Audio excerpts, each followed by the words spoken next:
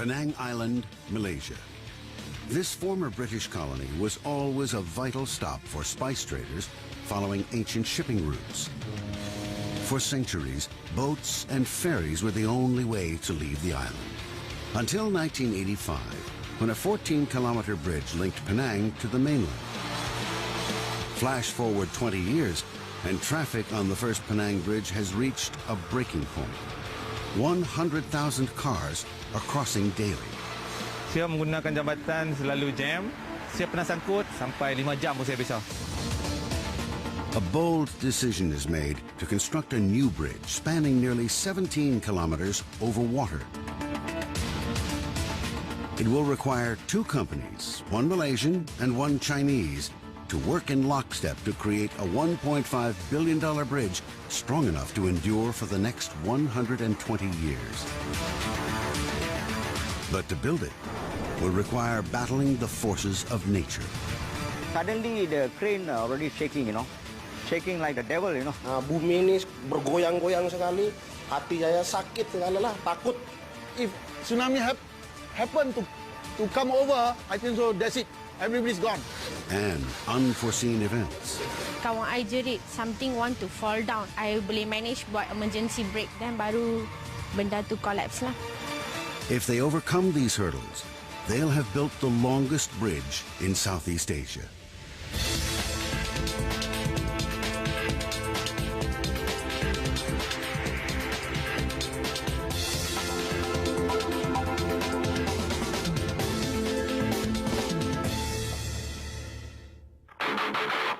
The second Penang Bridge.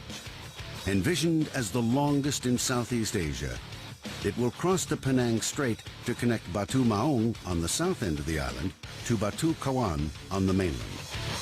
It will ease crowding on the first Penang Bridge and bring economic growth to both areas. Southern part of the Penang Island needs a development. Therefore, we should build another bridge from the south of the island. For this bridge, the engineers have merged 2 bridge designs. The first, a box girder bridge more than 16 kilometers long. This is the approach span. The second, a shorter but more prominent cable stay bridge, is called the main span. To get this sea-crossing bridge exactly right will require skilled coordination between 2 construction teams, China Harbour Engineering Company, or CHEC, from China, and UEM builders from Malaysia. 在项目合作的初期，确实有过很多的争论和争吵。 And the Malaysian government has set up a special company to manage the massive project. Dr. Ismail Mohammed Taib is the man in charge. We have to be the referee all the time. We have to mediate to ensure that what they do must be beneficial for the overall completion of the job. Ismail 先生呢，他非常严肃，要求也很高。 CHEC is in charge of the bridge's foundation, called the substructure. Over 5,000 piles driven below the seafloor and 586 piers. The superstructure for the approach span is UEM's job. Over 8,000 concrete box girders joined together to form the road deck. This is one of the unique construction in the world where the split is horizontal. If you are careless, you might end up with superstructure actually not following the alignment of the substructure. The CHEC crew alone will build the cable stay bridge. For the substructure here, the team will bore 120 meters into bedrock, some of the deepest bridge foundations in the world. For its superstructure, they will anchor 144 cables to the road deck and string them through pylons that rise 90 meters in the air. Located at the deepest section of the Penang Strait, this is also the highest point of the bridge, with a 30-meter clearance to allow ship passage below. But here, it's also the greatest danger of a ship collision. And without protection, an accident here could weaken the bridge with possible catastrophic results.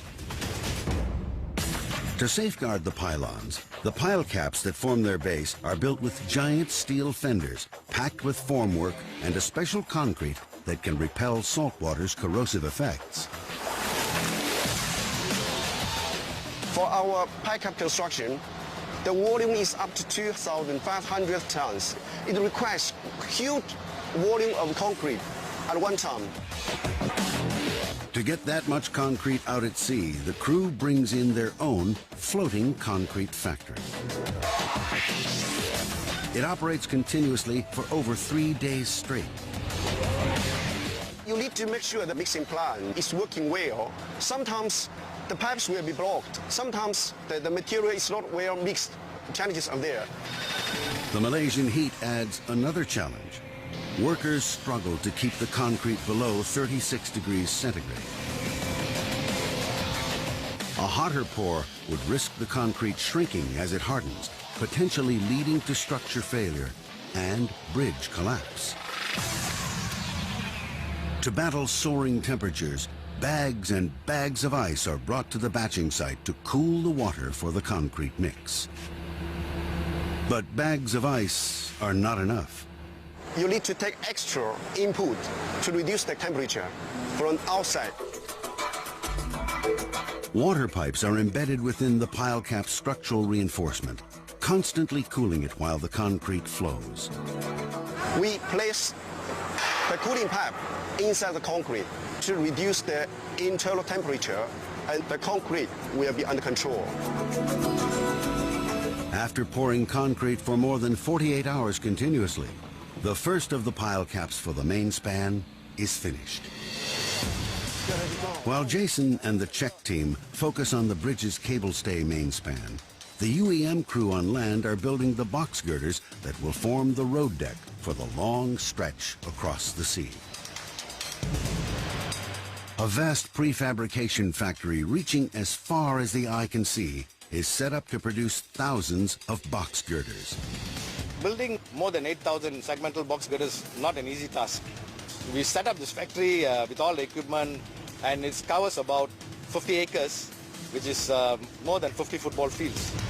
Each box girder begins with 6 tons of rebar, cut and tied together into a frame.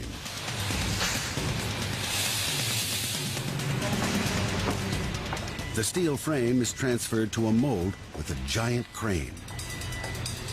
Each girder soaks up to 5 truckloads of concrete. The challenge here is to make sure that the concrete is waterproof. The marine environment is very aggressive. It corrodes steel. If seawater gets to the steel, the rusting process will start. The steel will expand and it'll break the concrete. To add to the challenge, each of these box girders need to be tailor-made.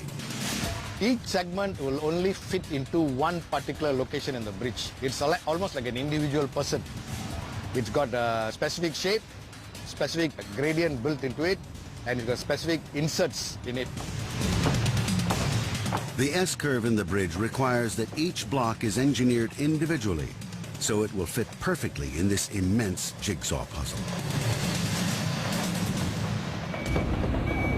But there is a problem. Girders are coming out of molds pocked with holes and lined with cracks. Subpar girders could spell disaster. It was really difficult actually when UEM was starting their casting. Every segment they cast, we rejected them because of the poor quality of the segments. The situation is severely delaying construction. The crew is making only 3 bridge-worthy box girders a week. They need to produce 30 times that amount. Right at the beginning, it was very, very slow. We were casting 2 or 3 segments per week sometimes. At this pace, it will take more than 75 years to cast enough box girders. There's neither the money nor the time for this sort of trial and error. Something must be done, or there will be no second Penang Bridge. More than 8,000 box girders must be joined together to create the approach span, the longest stretch of the second Penang Bridge. But the girders are coming out of the molds riddled with honeycomb-like air bubbles. The defective ones have to be destroyed and the bridge is falling behind schedule. We were not making any payment at all to them.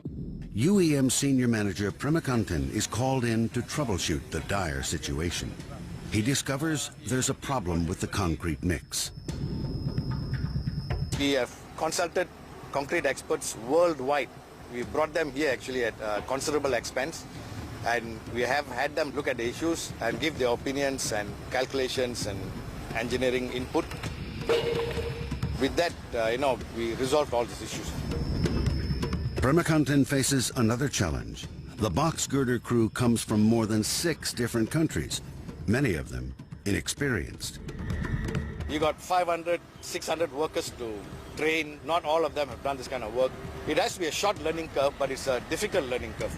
Finally, Premakantan gets everything in sync. 5 months from the beginning, we resolved all these issues. And from then on, it was just looking forward all the way. From 2 to 3 segments a week, the team goes to 10 to 16 segments a day. Defective girders aren't the only obstacle to completing the second Penang Bridge. Well into construction, concerns are raised about the bridge's ability to withstand an earthquake. 26th December 2004, a 9.3 magnitude earthquake hits the west coast of northern Sumatra. Tremors are felt in Penang, and a deadly tsunami slams the island.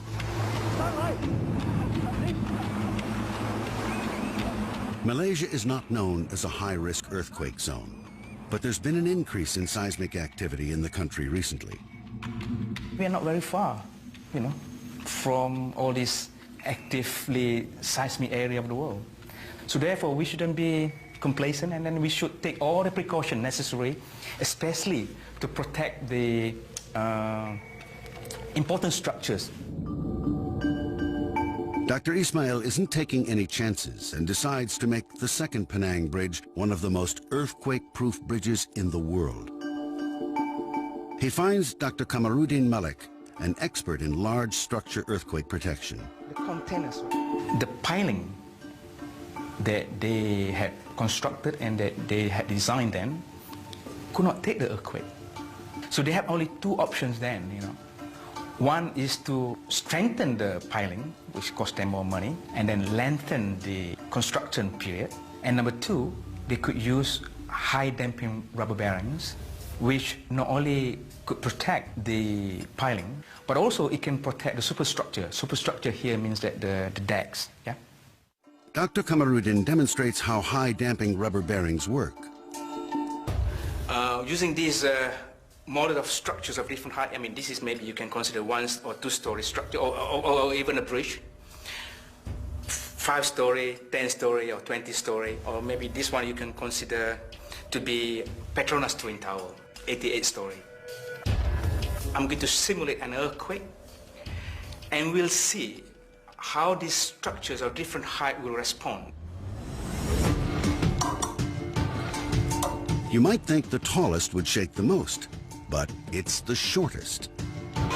All structures, whether low or tall structures, they have what we call natural frequencies. Imagine, right, if you are tall enough, strong enough, right, you are standing beside the Petronas Twin Tower. You push the Petronas Twin Tower at the top and you release. You can see Petronas Twin Tower now is moving at its what we call natural frequency. And people have calculated it's about 0.1 hertz. So it's a very low number. So now we go to this structure that responds the most to the earthquake. It vibrates faster. So that is about 3 or 4 hertz. The damaging frequencies of the earthquake typically between 2 to 6 hertz. So what happens is that when the earthquake hits the Petronas Twin Tower, the natural frequencies of this building is not within that window of damaging frequency of the earthquake. So nothing happened to this building. Because the natural frequency of this structure is about 3 or 4 hertz, within that window of damaging frequency of the earthquake, 2 to 6 hertz, then what happens is that the process of what we call resonance effect takes place. In other words, amplification of the response. because the natural frequency of this is more or less the same as the nature of the earthquake frequency. When we put rubber bearings underneath this building will now behave like a tall structure. So that is the function of the rubber bearings. We change the natural frequencies of the structure from 3 to 4 Hertz to typically 0.4 Hertz, 0.5 Hertz. That is the function of the rubber bearing. This building will no longer behave like this, it will behave like this, very slow. Technological specifications are developed by Dr. Kamarudin and his team at the Malaysian Rubber Board's Tun Abdul Razak Research Center in the United Kingdom. The high-damping natural rubber bearings are then manufactured in a factory 300 kilometers from Penang.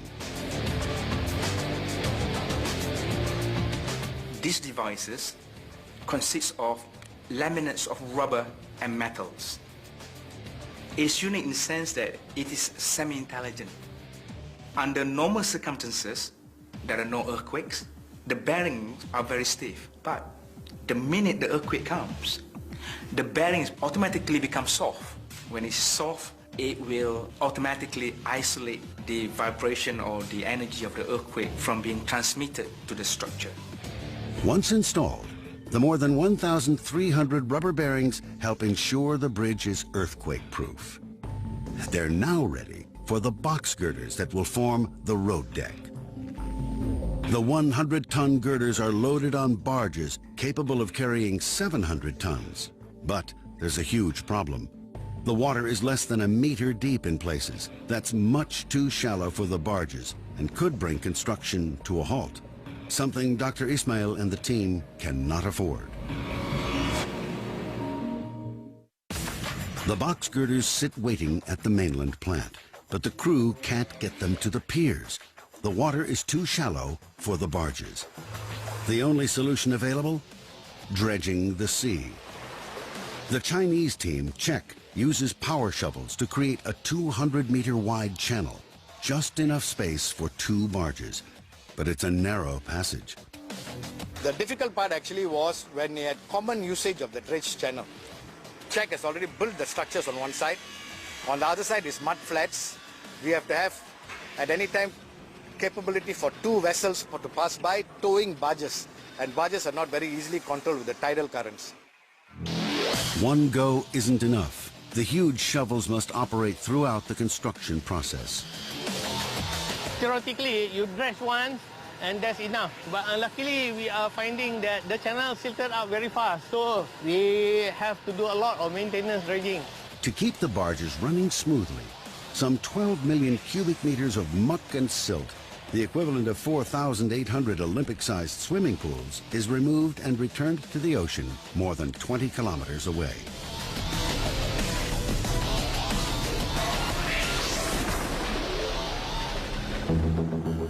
On the approach span, 4 custom-made specialized cranes called launching gantries lift the girders and hold them in position for the deck-building crew. The launching gantries build the bridge, span by span.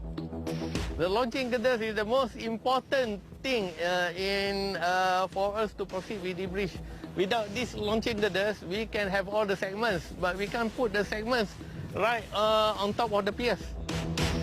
Each barge, carrying up to 5 girders, is positioned below the launching gantry and steadied by a holding barge. We can maneuver the holding barge, which also maneuvers the segment delivery barge. One wrong move could result in a fatal accident. A specially trained team maneuvers a series of ropes to place the barge in the precise position.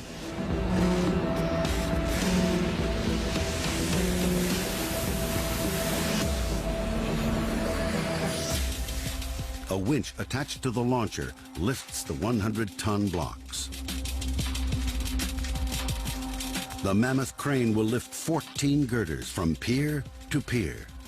The segments are joined with super strength adhesive and high tensile strength steel cables that are stressed to the limit.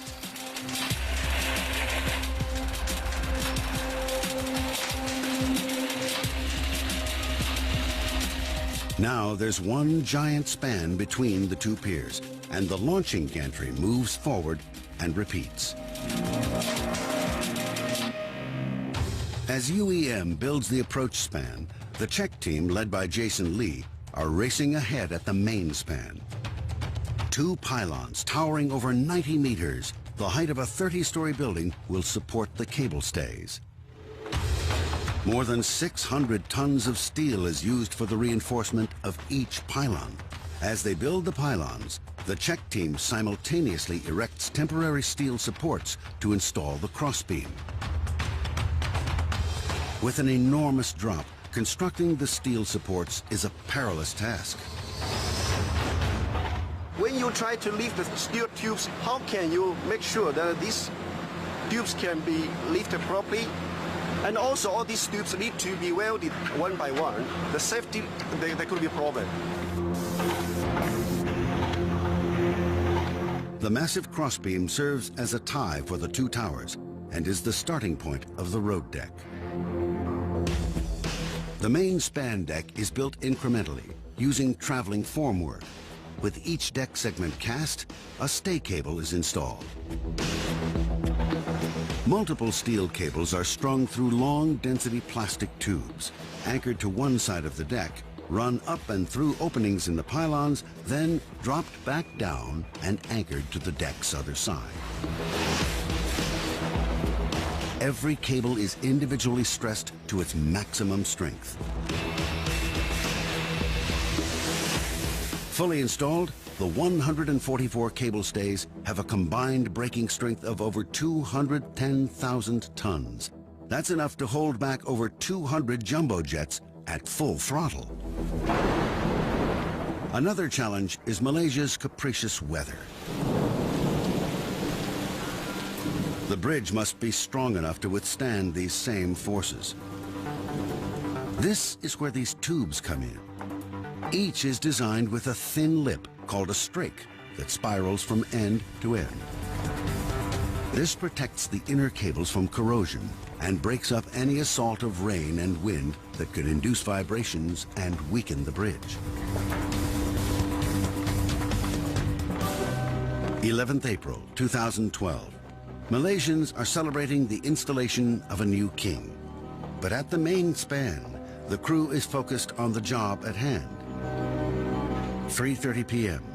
Tower crane operator Ramaturai Kanan gets the shock of his life.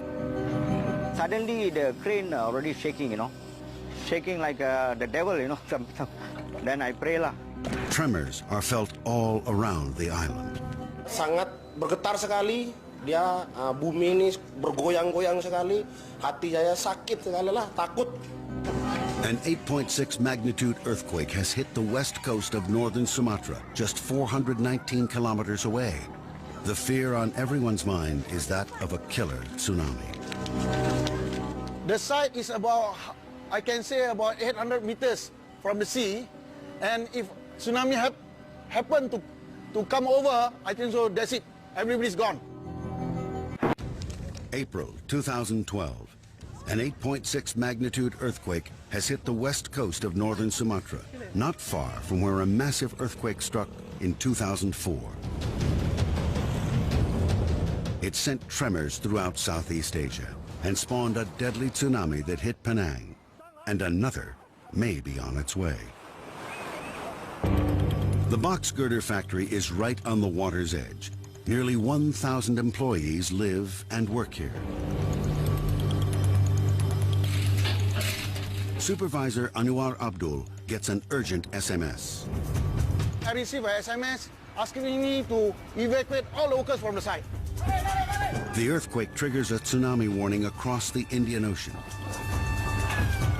Killer waves could hit Penang within a couple of hours. We were very, very close to the shore here, and it's all tidal flats here. And in any tsunami event, the water will rise up very high.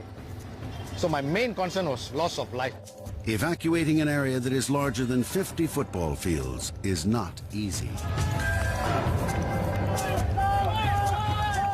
All work was dropped, stopped all work. Everyone gathered at the gathering point. Aba-aba dari bos harus semua orang harus lari-lari cari tempat yang aman. But there's no place to run. The area surrounding the factory for miles is completely flat. We pressed every vehicle that we had into service to transport these people out. Then again, you look at the surrounding, it's all flat. How far do you transport them? I don't know how far inland the tsunami is going to come. So finally, we got the idea. We contacted the stadium authorities. You know, they are then about 6, 7, 8 meters above the any potential water level. It's 5 o'clock, and there is just 1 hour to complete the mission. They must transport nearly 1,000 workers to the Batu Kawan Stadium, some 5 kilometers away. By 6:30 p.m., everyone is safe at the stadium, along with another 1,000 people from the surrounding area.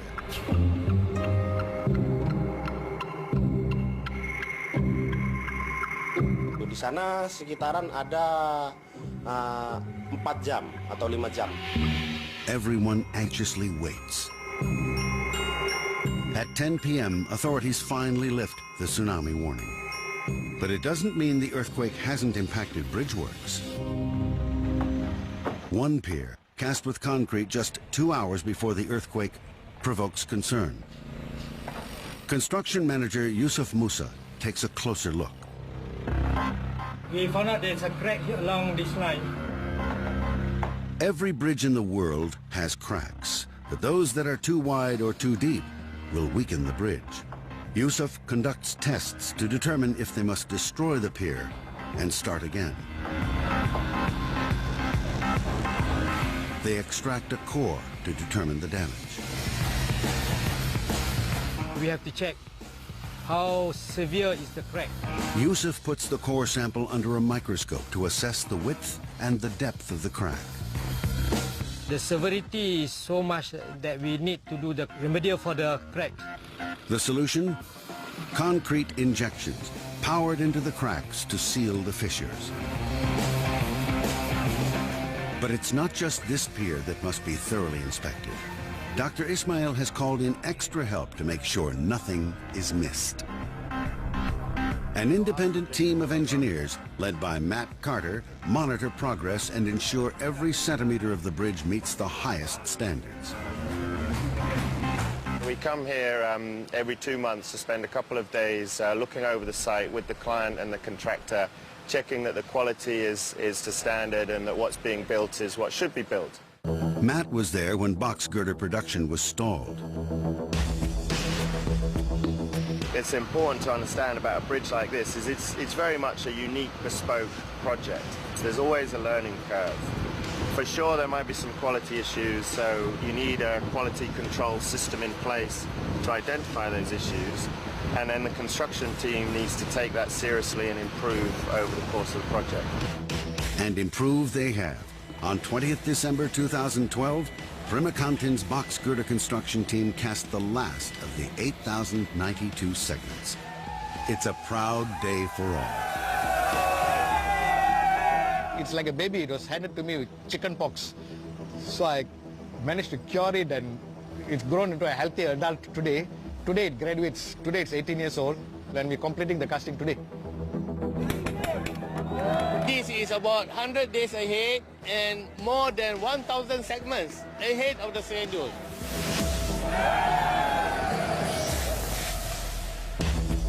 But all will be for naught if the main span decks don't match up exactly. The two decks have been inching forward across the Straits of Penang day after day, week after week, for a full 9 months. When the last cable stay is attached, they are just 3 meters apart. By April 2013, the second Penang Bridge reaches a critical stage. The big question, will the decks make a perfect match for final closure? For large span of Cape Stay Bridge, under such condition, the structure is quite flexible due to the wind or temperature effect. Surveyors constantly monitor the progress to make sure it matches the design plans. 因為佢個好多嘢咧係設計規定嘅，呢條橋嚇，如果你錯咗，你就會偏離，就會同人哋個接唔上。In spite of all their efforts, there's a problem. A 30-millimeter difference between the two sides. The engineers have a surprising fix. Water. Tons of water. A pool on the lower deck is filled with 100 tons of water, while another pool on the higher deck is filled with 150 tons. They use the water as a counterweight. So after they put in the weight in this way, it's the other way around. It's complicated maneuvering to get the perfect fit. Workers fasten down a giant clamp to hold the deck segments together. Engineers must now wait for the cool of the night before they pour the concrete. A special prayer is held on the bridge to commemorate the completion of the main span. This is the closure pour for the whole bridge. This is important because we have actually achieved the final structural connection between Batu Kawan and Batu Maung on the other side. As they pour the concrete, they gradually release tons of water over the deck. Now water is being siphoned out to balance with the concreting, and this will actually balance the out of tolerance. At last, the bridge meets, linking all the road deck segments together for the entire 16.9 kilometers across the sea. Today, the bridge is finally closed. We have been working on this project 3 years ago. At that moment, nothing was here. Now you can see a bridge is standing here. Personally, I'm very much excited and also very proud that we can be here to share with the Malaysian people, our team, this magnificent moment. We are so much proud. It's a major achievement, but a tragedy awaits. 6th June 2013, Penang Island, peak hour traffic. A bridge ramp is under construction by a third-party contractor working independently from Czech and UAM. Tilasheni is driving home from work with a friend. We are in a deep conversation. Now we are laughing. Masa tu one big metal piece jatuh dekat cermin dan pecah. Dan kawan I jerit, something want to fall down. I boleh manage buat emergency brake. Then we automatically lari dari kereta lah. Dan baru benda tu collapse lah. Were there any other vehicles ahead of her? And if there were, did they make it to the other side? 6th June 2013. The main span is complete, and the second Penang Bridge is due to open in 3 months' time. Khairul Aizat is supervising construction on a ramp that links the island to the bridge. Suddenly, he hears a large crack. Mungkin bahaya akan berlaku lah. So panggil semua kerja konkrit. 3 orang sempat mari, lagi 2 orang tak sempat. Dan sekelip mata dia jatuh terus. Saya sudah lari, tapi itu jembatan itu sudah runtuh. Saya ikut ketimpa semua lah itu dekat jembatan itu. Tahu-taunya saya sudah di bawah. Waktu jatuh itu kan macam mabuk itu kan banyak itu. Asap itu keluar. Orang pun nak cari saya tuh susah. Saya keluar sendiri. Lepas itu saya keluar tuh langsung pingsan saya. Rescue teams are immediately dispatched to the scene. A 30-meter section of the unfinished ramp has fallen 18 meters over a dual-lane trunk road. Rasa macam terkejut kerana pembinaan jabatan yang baru dalam pembinaan tiba-tiba berlaku satu runtuhan. Mereka sampai dan membuat size up di tempat kejadian. Masa itu ramai pekerja-pekerja yang pulang daripada tempat kerja. Jadi saya beranggapan bila berlaku satu runtuhan yang besar, berkemungkinan banyak masa-masa yang terperangkap di bawah runtuhan tersebut. The wreckage is immense. There's no way to see if anyone is trapped in the rubble. Rescuers must rely on people like Tilasheni who were there when the collapse occurred for details. Kami nampak sebelum tu ada satu motosikal dengan satu kereta. But no one knows how many people may be buried in the wreckage. At almost 300 tons, the rubble weighs more than 3 737 airplanes. A giant crane attempts but fails to clear the wreckage. They work through the night, and at 12:40 a.m. they discover the smashed corner of a car. Bayangkan dengan keadaan masa yang terperangkap, sama ada masa telah meninggal dunia, cedera ataupun masih hidup. Ini merupakan satu semangat bagi pihak Jabatan Bomba untuk nak menjalankan kerja-kerja operasi dan menyelamat secepat yang mungkin. The rescue teams push forward. Tengok, ada tak kesan-kesan mangsa, kenderaan ke, sandara ke. Keluar mana yang boleh dulu, keluar, kita masuk. Ini safety pasal tu. They find a broken number plate and call out for people with missing families to come forward. The Department of Occupational Safety and Health, DOSH in Penang, is keeping a close eye. About 1 hour after the incident, then I start to gather my men, and we rush to survey the area and got whatever basic information regarding the incident for us to start our investigation. The ramp collapse raises grave concerns, and DOSH issues a stop work notice with immediate effect. They need time to conduct a full investigation into the cause. In our investigation, we will focus definitely the failure of the support for the formwork, and how they install them, and also how they maintain it. No stone will be left unturned. After the investigation, if we have enough evidence that they break our law, definitely we will take them to the court or we charge them.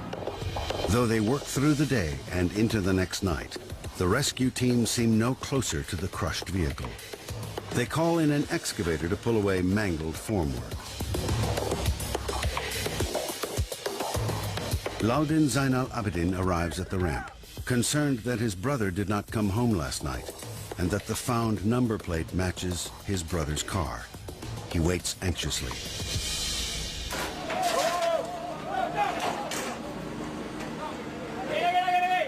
Tarik, tarik, tarik. 25 hours after the collapse, Tajuddin Zainal Abidin is found slumped over the dashboard of the car, crushed by a beam.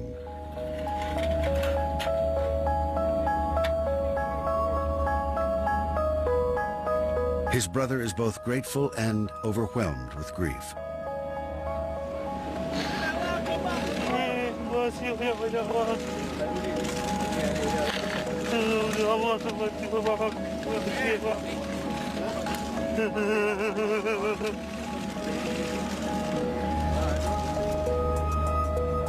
The rescue team continue through the night and the following day to search for other victims. Kita masih buat lagi kerja-kerja search and rescue dengan menggunakan unit kenai, dan kita dapati unit kenai tidak menemui apa-apa lagi mangsa yang berada di bawah reruntuhan tersebut. Tajuddin Zainal Abidin's death is the only casualty, but the accident means a delay in the completion of the bridge. How long will DOSH take before allowing the construction to move on, if at all? A major ramp under construction by a third-party contractor working independently from Czech and UAM collapse. In response, the Department of Occupational Safety and Health, DOSH in Penang, issue a stop work notice to investigate. They look at what are the possible causes. Design, installation of temporary support. We do some analysis on the ground. We call in eyewitnesses and 60 plus people, to get statement. The result? The contractor and subcontractor building the ramp are charged for failure to undertake safety measures during construction and ensure worker safety. So the case now is ongoing, and hopefully we will have a very positive result. Satisfied sufficient safety measures are now in place, Dosh lifts the stop work order. The ramp can be completed and construction enters its final phase. The most important thing for us is actually to confirm the structural behavior of the bridge. At the main span, the bridge is designed to support 1,200 tons. The bridge must match these specifications, and there is only one way to check: a load test. An array of high-tech sensors track the bridge's movement, called its deflection levels, as it's placed under enormous stress. 17 trailers with a combined weight of 595 tons drive to the midpoint. The monitoring shows that the maximum deflection is only 25 mm, whereas the consultant calculated previously is 31 mm. So that shows the bridge is actually much stiffer than it was designed for. By early December 2013, the collapsed ramp is restored. And in the wake of the accident, Dr. Ismail insists on another load test to assure the public that the entire bridge is safe. We've loaded to 360 tons, basically 15 24-ton lorries. Simple passenger vehicle is 1 ton to 1.5 tons, so that's a lot of weight in a short area. What we've found is that the bridge is behaving as expected.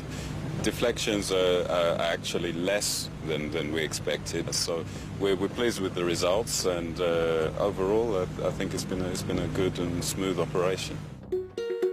1st March 2014, the second Penang Bridge is finally completed and ready for its public launch.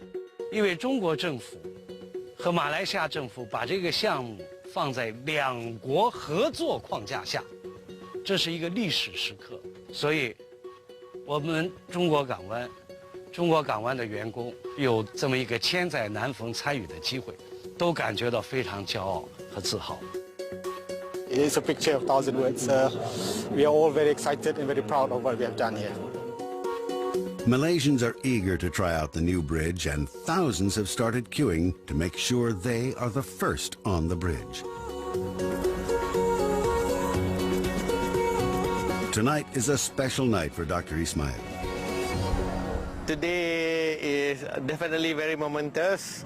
We have been waiting for actually 5 years to come to this point.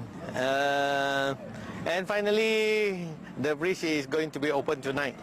So definitely, I feel very, very happy.